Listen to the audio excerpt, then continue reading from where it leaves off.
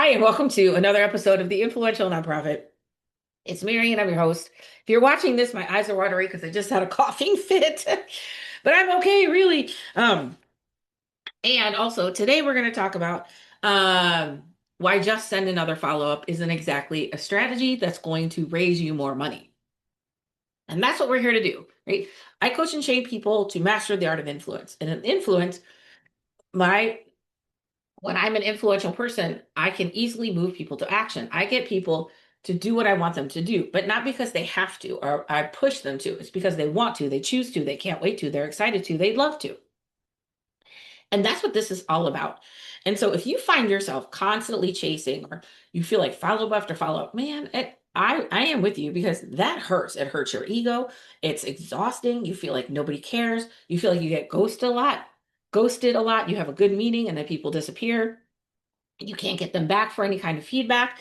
So you're like, what is going on? Um, so we're gonna solve for all that because it doesn't have to be that way. And it's not that way for me, and it's not that way for the people that coach and train and use my methodology. So I'm going to teach you exactly what that looks like. So today we're going to talk about when follow-up becomes pressure and why that is and how we can get out of that, the difference between momentum and chasing, and what to do when donors go quiet, right? And this concept of a fantasy relationship. And this is where the real problem lives. And I'll just give you a quick preview. A fantasy relationship just means that you're not able to be honest, so you're both pretending, right? You're both pretending because nobody knows what to say to actually get you out of it. And you can be, you probably been on both sides of this, where you couldn't really speak the truth and you became the fantasy relationship, but you just didn't know how to say no. Like maybe somebody invited you to be on a board and you're like, well, let me think about it and all those things. But you were never going to say yes. You just didn't know how to say no. So we're going to teach people how to say no because, spoiler alert, the best way you can get somebody to say yes is to give them permission to say no. Make saying no safe for them. So let's get into this. Why we default to just follow up. Following up, again, our fundraising culture teaches persistence, right? If I do this long enough, eventually they will do what I want. Um, um, and then silence often feels personal. We feel ghosted, we feel rejected, and that's a hard thing to take. And I get that. We fear losing the gift, right? Like we're afraid we have to get this. What's going to happen if we don't get this? And it really stirs up feelings of scarcity, and we kind of lose our trust in the universe's ability to provide for us. And then we fear being seen as lazy or maybe not doing our job. Like we're giving up too easy, right? We're not, get them, go in there and get them, get in there and close them. And, and, and so we fear that if we put the relationship first and allow others to make empowered choices, that we'll be seen as not doing our job. When actually you're doing your job really well. And I'm going to explain why that is. Okay. Most over follow-up isn't strategy, it's anxiety, right? It's anxiety. It's your anxiety coming out in the form of over follow-up because you need that answer. Okay. When follow-up becomes pressure, here we go. You're following up to soothe your own discomfort. There's something in you that needs the answer. You're nervous. This is so upsetting. Yeah, I'm rocking a little bit as I say this because I'm feeling that anxiety for people.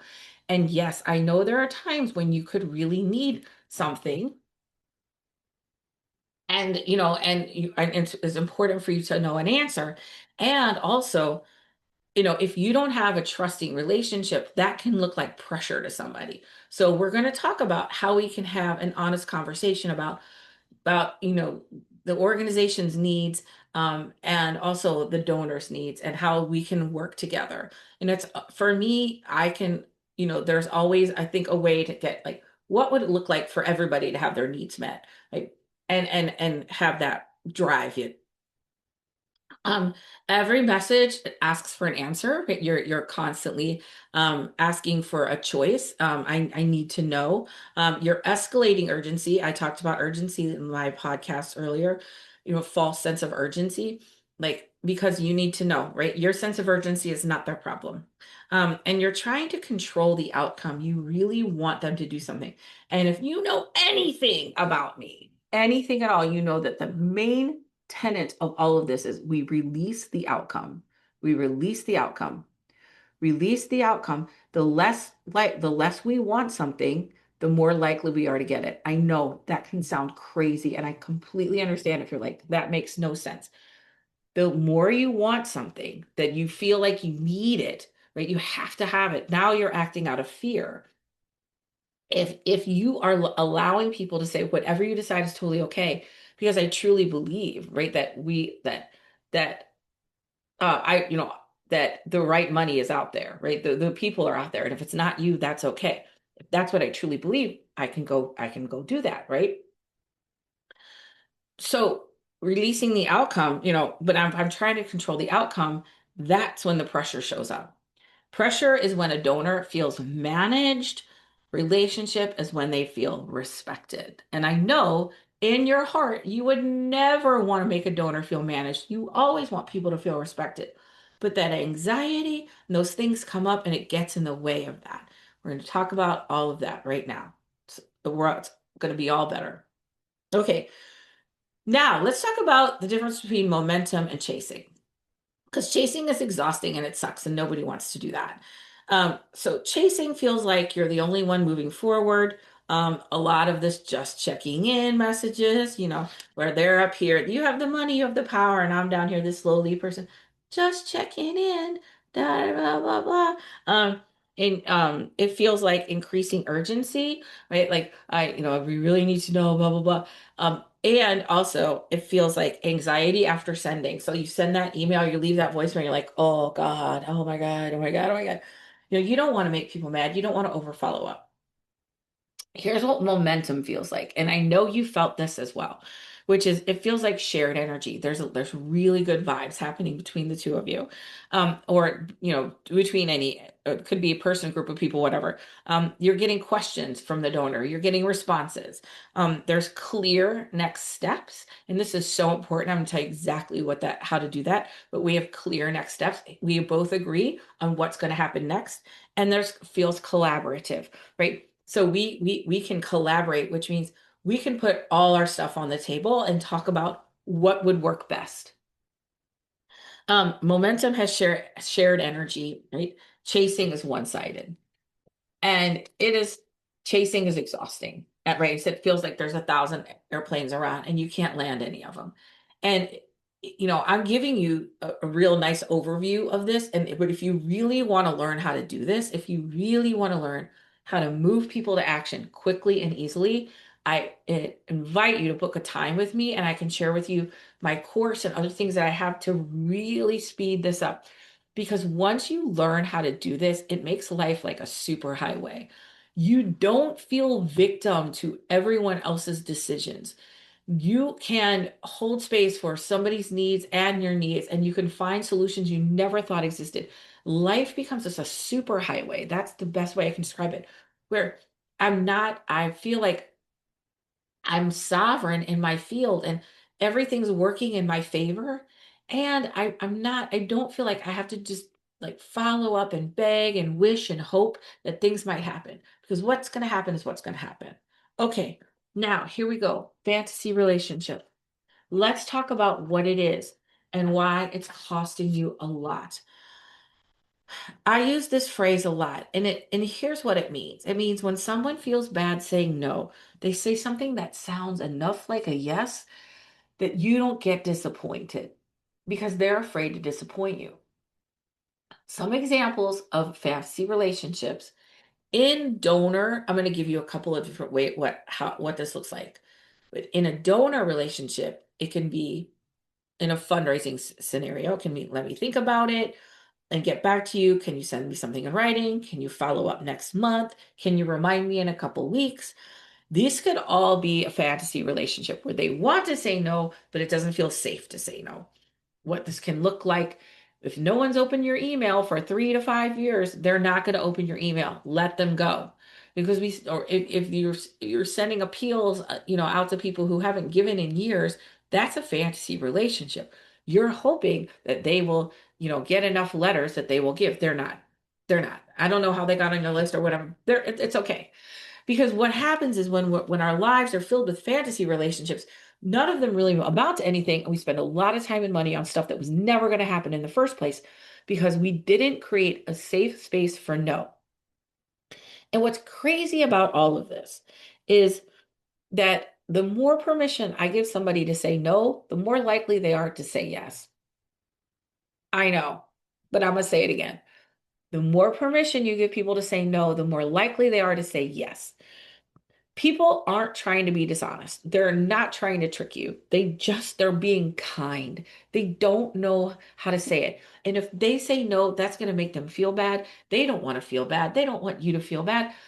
We're just too nice sometimes. And we just say, yeah, okay, well, send me something over in writing. Here's what I want to say about fantasy relationships is that I don't want you to be on the side of having the fantasy. And I don't want you to be on the side of giving the fantasy, of giving somebody false hope that really isn't there. And I want you to be in alignment on this. So I would love for you to consider not saying those things to anyone else. If you don't want to hear them, don't say them. And also allowing your truth to be heard. Because when you do that for yourself, you're going to be able to do it for others. All right. Because when we are working with like when we are in a fantasy relationship, sorry about that. When we're in a fantasy relationship, it sort of feels like an almost like, ooh, and ooh, there's hope. I'm going to keep following up. And because we want to hear the yes so bad. And if we're afraid of the no, we're going to hear any little snippet of what could maybe be a yes, just so we don't have to face the no. And then donors avoid, we create pressure, the relationship deteriorates, and blah, blah, blah. We want to get out of this. It creates a false sense of momentum, which ultimately turns into chasing because it's really just about you. And it creates a lot of wasted time, energy, and money in your organization. So here's what we're going to do instead of how you're going to approach this now. This is the part where I'm going to give you some really specific language. So I would love for you to, if you need to slow down or re-listen or whatever, that's fine. Because this is some really specific examples of how exactly to handle this. Okay. So when somebody says, can you send me something in writing? We're, you say, absolutely, I'll send it today. When do you think you'll be able to decide? And, no, right? I would say, absolutely. I'll send it over. Just so you know, if this is a yes, that's completely okay. Or if this isn't a yes, that's totally fine. I'd rather you feel comfortable being honest, right? It's okay to be honest. I'd rather you feel comfortable being honest. And they can say, whatever. I'm giving them permission to say no. Now, if they say, no, this is great, I want to talk about it, then what I'm going to do is book the meeting in the meeting, right? So I say, great, I'll send it over today.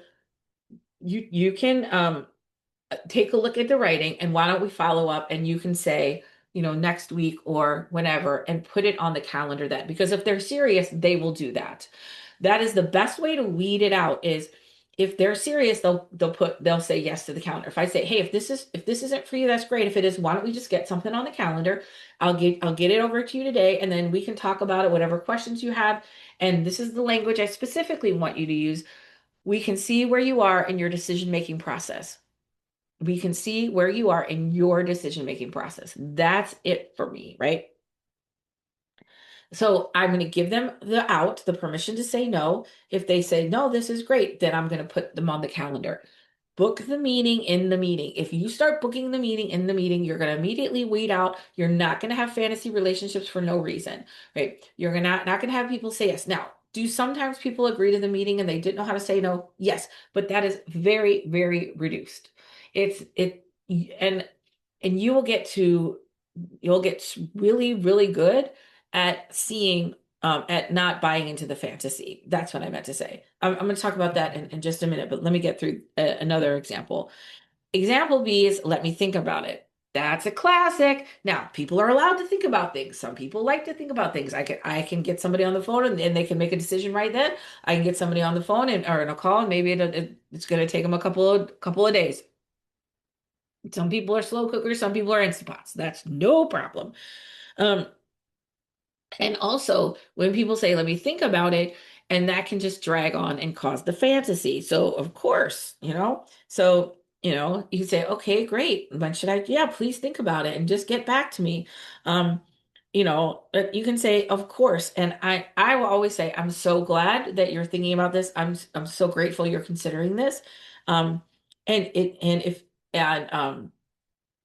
it's not a fit, that's okay. If it is, that's great. Why don't you think about it and we'll talk next week and see where you are in your decision-making process. What does, Thursday afternoon look like for you? So again, I'm going to respond. I'm so grateful. Yes, I'd love for you to think about it. If and, if it's not a fit, that's okay. If it is, please think about it. And if you're seriously and you want to think about it, why don't we get something on the calendar now and we can just see how you feel then. And I will also reiterate, and in that meeting, whatever you decide is totally okay. Because I want them to know if they have to come back with a no, that's fine. That is fine. Okay. This is a classic. This example is, why don't you follow up with me? Oh, get back to me next month, next year, da da da. And um, and you're like, okay, I'll put a reminder on my calendar. I mean, you can do that and that's fine. But now we're chasing, or it could be. All right. And you're like, yeah, I'm happy to. I also wanted to give you this is how I approach it. Again, excited that they want to do that. Yeah, I would love to follow up with you. And also, I'll give you an easy out. If you already know it's a if you already know it's not a yes, you can tell me now. And if not, I will follow up. And why don't we decide right now when that would be? So again, I'm telling them, I'm validating, so excited, happy to follow up. Hey, if this isn't for you, that's fine. Just say it now. It's no big deal. And if you do want me to honestly to follow up, let's put it on the calendar now. Because if they do want you to honestly follow up, they will put it on the calendar. When you hear the hesitation of like, well, I don't know, say, hey, I'm hearing hesitation. I get it. If it's not a yes right now, I completely understand. So I want to be listening and responding to what they're saying. Okay. Example. Here's a good one too. I know you've heard this one many times. I need to talk to my spouse. I need to talk to my board. I need to talk to somebody else. Um, and this is a common thing, right? Okay, yeah, talk to them. We'll talk after. And you're just letting them go. This is really a balancing act. Okay. This is a dance of like really of remember, because one of the things that works is a clear next step. Okay. So I'm not pushing somebody. I'm sharing what the clear next step would be. So you can say, that makes sense. I also say, if you already know it's not a yes, you don't need to run it through anyone. Right. Either way, it's fine. You know, but so I would say that makes sense. I'd love for you to talk with your spouse about it. That sounds great. And if you already know it's not a yes, that's okay. And if you really do want to talk to your spouse and you are honestly considering this, then let's put something on the calendar now. That's the best way. Because again, I want to say, I'm so glad you want to talk to your spouse about it. Now you could put in there, um, specifically, what is the issue that you want to go with your spouse? That's your level of comfort. If you want to dive into that a little bit, I think that is sort of like going from JV to varsity in this. But that's what I would do because I practice at this. I'm saying, okay, great. What is your concern? What do you think your spouse's concern is? What do you want to talk about? Because I'm really seeing if this is like I'm gauging, what's really going on. But I'm saying that makes complete sense. I would love for you to do that. I'm happy that you're going to take that to, your, your committee or whatever. Um, if and just so you know, if it's not a yes, that's totally fine. And if you either way, it's completely fine. And also, if this is something you really consider, let's put it on the calendar now. And again, if they hesitate, then you can say, "Hey, I'm hearing hesitation. If this isn't for you, that's totally fine. I completely understand." Okay. Now, last example. I'm so busy right now. Oh, I understand. This will only take a minute. Or I'll just keep checking in until things calm down. No, no, no, no, no. Thank you for being honest. And that's fine. And I get it. You're busy. It's no problem. I just want you to know if it's a no, that's okay. And I don't want you to feel like you have to stay in the conversation to be supportive, right? It's fine. You know, you can actually say, it's not the right time for me. That's completely fine. Now, again, the JV to varsity of this would be like, that's no problem. Now, you could offer to say, hey, why don't we reconnect in March? If you think that would be a better time for you, you might offer a counter to right now, and also being very sensitive that they're maybe trying to say no, and so I always want to give them an option. So let's go over this again. Thank you for being honest. I completely understand. If this is a no, that's completely okay. And if you are considering it, that's just not a good time. Why don't we maybe put something on the calendar and revisit it when you think there's a better time? So now I'm giving them the exit ramp. They always get the exit ramp. And if they're serious and this is working for them, let's get something on the calendar now, because here's the beauty about booking the meeting in the meeting. I've got them on the calendar. I don't have to think about it. I don't have to chase it. I don't have to worry about it. They're there. I had a client, and the first time she did this, she was so excited. She like literally called me. She's like, I booked the meeting in the meeting. It can be scary to do this because you are not, oh, I'm going to choose my words. um, because I am calling on people to move something forward. And I'm giving them a very well lit and friendly exit ramp. If you want to stop now, that's great. I have no problem. I appreciate everything that's happened all the time. And if this feels good for you, why don't we put something on the calendar now? That way it's there. You can do whatever you need to do, whether it's look it over in writing, talk to somebody, think about it, and then we'll revisit it and see where you're at in your decision making process. Again, whatever you decide is totally okay. My only job here is to help you make an empowered choice, and I want it to work for you as well. Okay? Once you start implementing these systems and this language, life becomes so much more easy for you. I'm going to back up and go big, right? Because underneath all of this is the scarcity. It's I need to hold on because what if I let them go? What's going to happen? And when we work on cultivating an abundant mindset, which means I have everything I need, that everything's happening for me. The universe is limitless. The universe is limitless and generous and has my back, that the right donors are coming forward. It's just a matter of finding them, whatever mantra that is, to tap into your abundance, because it's that scarcity that's really like, oh, I got to hold on to this person, even when you know in your heart of hearts, it's not the right fit. But please let it be, because then I can stop looking. Okay, so the thing that you want to do, which is really going to help you, is make no safe to say, right? A safe space where no is acceptable reduces avoidance, it builds trust, it creates real clarity, honest conversation. And an honest conversation is how you get to yes faster. When we make it okay to say no, people are more likely to say yes. And you can do that from the beginning. Okay. Now, when I say whatever you decide is totally okay, you know, if it's a no, that's fine. Just let me know. It's no problem. Because if somebody would say that to me and say, hey, if this isn't a fit, it's no problem. Just let me know. I'm like, oh God, thank God. I just didn't know how to say it. Because you don't want to disappoint somebody. Like, and I'm not going to be disappointed. I mean, I could be a little disappointed, sure, but that's my problem, not theirs. And and I'll handle my feelings, right? But I'm not going to not want to feel disappointment and cling to something that isn't real just so I don't have to go through that feeling. All right, let's talk about the last thing we're really going to talk about is sort of what to do when a donor goes quiet.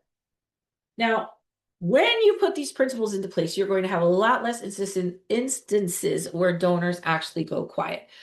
Because they go quiet because you're probably in a fantasy relationship and it's now become chasing and you've lost momentum. So you can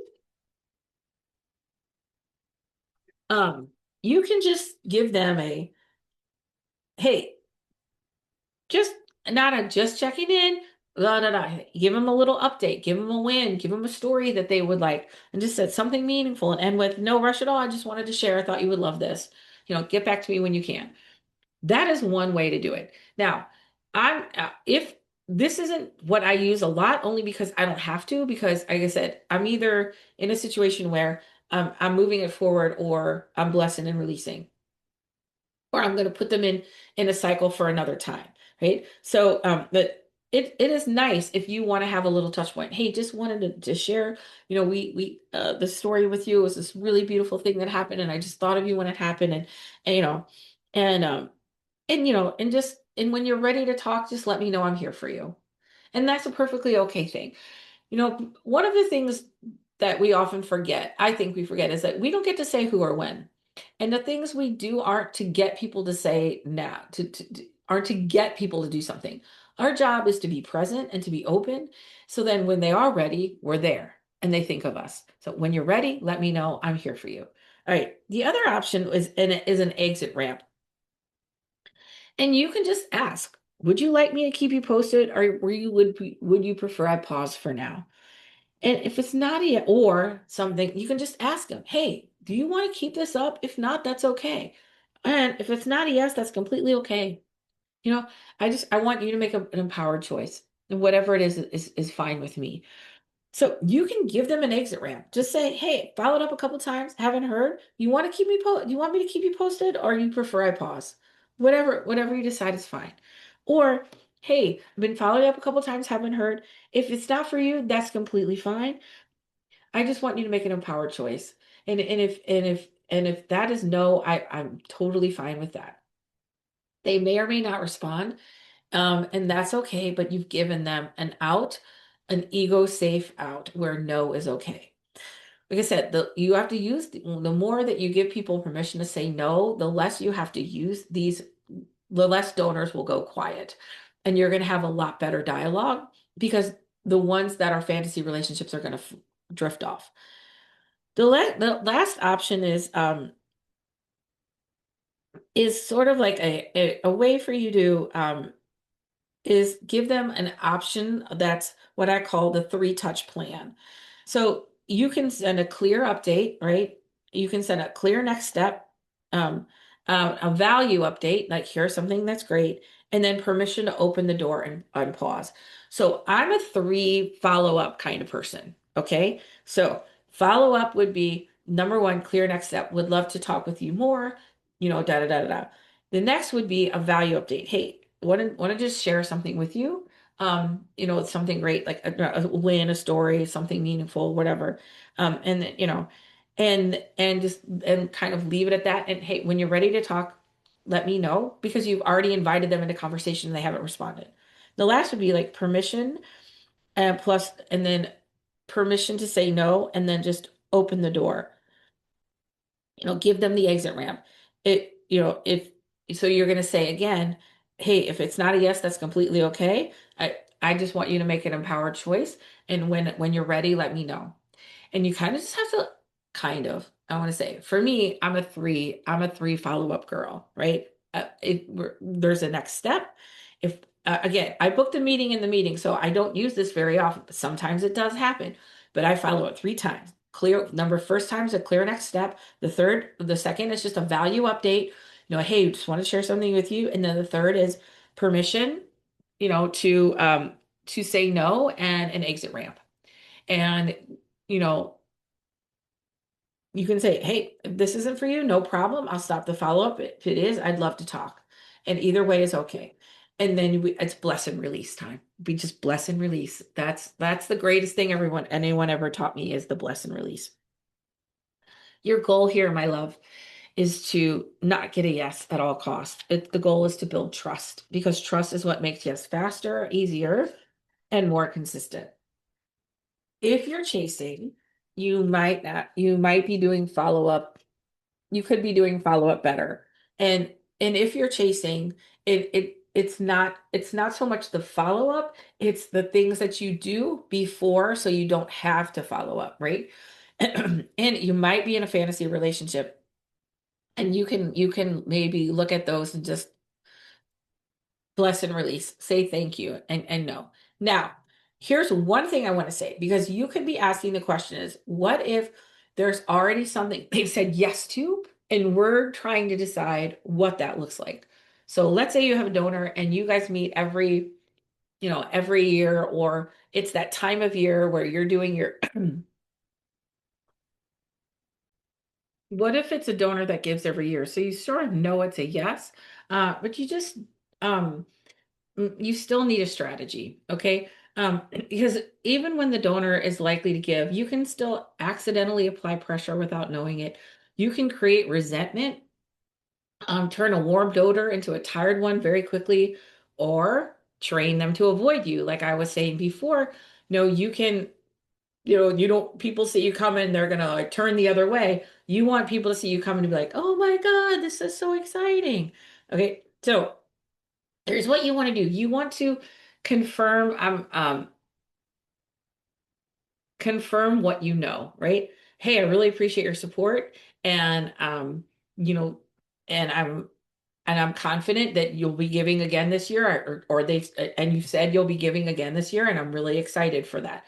So that is something you can say what is already known. Like, hey, so glad you're going to be a sponsor this year. Excited to talk with you about what that would look like. So glad you'll be giving again this year. Excited to talk with you about what you would look like. So you want to reiterate what they've said yes to and shift the question from will you or what will you do to what's realistic. And this is some really good language. Would it be helpful to talk about? So remember, well, I don't know if I said that, but okay. It's the issue is usually timing or amount, right? That's the hesitations that people have. If they've already said yes, the two big hesitations are going to be timing or amount. So you can ask, would it be helpful to talk about timing first or amount? Or what feels realistic for you? Something this month or later in the quarter? So shift the question from will you give or what will you give to what feels realistic or what feels good for you? Now, you can give two or three clear options, and people love this. Remember, when we have a clear next step, so you can lay out what that might look like. No, most people do one of three things. They give now, they can give right now, they can make a pledge for a specific date, or they break it into payments. Which one feels good, the best for you? It feels supportive but not salesy. Hey, here's some options for you. And then and you want to use permission language even with yes donors, even with people who've already said yes, you're just working out what that looks like. You can say, no pressure to decide today, just want to make it easy for you, you know? I just want to be here for you. Even yes donors can slip into fantasy language when they're unsure of their finances, they feel embarrassed because they have to give less than expected, and that really hurts them. They don't want to disappoint you, and they feel guilty that they can't do something right away. So the let me think about it might mean I'm not sure what amount I want to give at. I want to help, but I'm anxious. And that's not a no, that's a vulnerability moment. And you want to be aware of that. So I know you want to support this and I so appreciate it. Would um you could say what would be a comfortable timeline for you, right? If they're confident it's yes, but they need to slow down, ask them what a good timing is. If it's a yes, but they're stuck on the amount, would it help if I gave you a few giving levels people typically choose? You know? Yeah. If it's a yes, hey, or you can say, it sounds like, this amount feels rough for you. What would feel comfortable for you? What feels realistic for you right now? If they're embarrassed, truly any amount is meaningful. I'd rather you feel or give what feels good than stretch into resentment. I want it to be right for them. In influence, what is good for you is good for me, and I'm helping you make an empowered choice. And if that choice is I just can't do that much right now, that's going to build so much trust in them because you're telling them you see them more than for their money. I had a client that I worked with a couple months ago, and she had three big donors, right? And pulling them down and giving them, and really like getting them to give an answer was rough sledding because they gave so much and a significant portion of a small organization's budget. And she was kind of new to the organization, and now everything feels pressured and weird, and every interaction feels a little bit coded. And what we worked on was, Hey, I'm so glad you said you give. I'm excited for that. Would love to talk to you about, what that looks like for this year. And and she finally was able to get them down into a meeting and figure out what they looked like. But we use these techniques, which is, which which is to give them the opportunity to say no. And if anything's changed, let me know. That's really no problem. But if you do, I would love to talk with you about it. The other thing I think that is really important is you get to have needs too. And so, you know, and the thing is that what I want you to do though is really validate what people are saying and understand that what people are saying. So let's say this big donor says, oh, I'm not sure if I can give as much next year. And you're going to be like, hey, any amount is meaningful. I'd rather you give what feels good to you than stretch into resentment. What feels good to you right now? And like this, okay, that is so helpful to me because your gift is really significant. So when I know what's going on with you, it helps figure out what's going on with us. Now, what's going on with your organization is not really their problem, yet this is a collaboration and you can have an honest conversation. Like, thank you so much. This helps me so much for you to make this decision because when you decide that we know a couple of things, like I can work at a couple of things. Like honestly, the best part of this is releasing the outcome because remember, the less you want something, the more likely you are to get it. So what we worked on first with her was to release the outcome and let go and believe that your organization would be safe no matter what happened. Because that way you can approach these people honestly and say, "Hey, I'm just here for you to do what's right for you." And if that's right for you, then let me help you do that. And that's what she did. And it took some deep breaths and some work, but we did it and she figured it all out. And she built honest, authentic, nurturing, loving relationships with people because she gave them an out. It's okay. Whatever you decide is fine. I'm just here to help you make the best choice for you. Okay, I know there was a lot of language in this one. Hopefully, you did a lot of note taking. I'm so grateful for you. Try this out. If it works, it does work. And when it works for you, let me know. I would love to hear about it. I would love to hear like how it works when you book the meeting in the meeting, how it works for you when you stop the fantasy relationships, that when you either give permission to say no or move things along, how much freer and easier your fundraising will be. And as usual, if you want to learn from me, learn these techniques more deeply, my link is always in the show notes. You can book a time with me. We can go more deeper into this and how it impacts you. And if you're interested, we can talk about what it's like to work with me. Of course, whatever you decide is totally okay. I'm just here to serve you. And we'll see you next time on the Influential Nonprofit.